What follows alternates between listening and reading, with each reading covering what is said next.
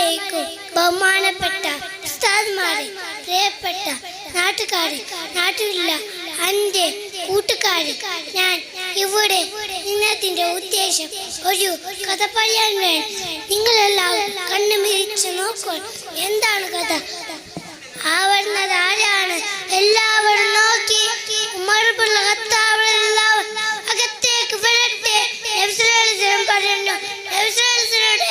മുന്നിൽ വിനയത്തോടെ നിന്ന് ഉച്ചത്തിൽ പറഞ്ഞു, അഷ്ഹദു അല്ലാ ഇലാഹ ഇല്ലല്ലാഹ് വ അഷ്ഹദു അന്ന മുഹമ്മദുർ റസൂലുള്ളാഹ്.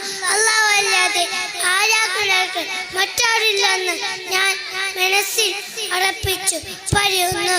അല്ലാഹുവിന്റെ ദൂതനാണ് ഞാൻ മനസ്സിൽ ഉറപ്പിച്ചു പറയുന്നു. എല്ലാവരും തക്ബീർ ചൊല്ലി അല്ലാഹു അക്ബർ. എങ്ങനെയുണ്ട് എൻ്റെ ഈ കഥ? സൂപ്പറല്ലേ? എല്ലാവരും എനിക്ക് ലൈക്ക് ചെയ്യൂ. അസ്സലാമു അലൈക്കും. വലൈക്കും സലാം.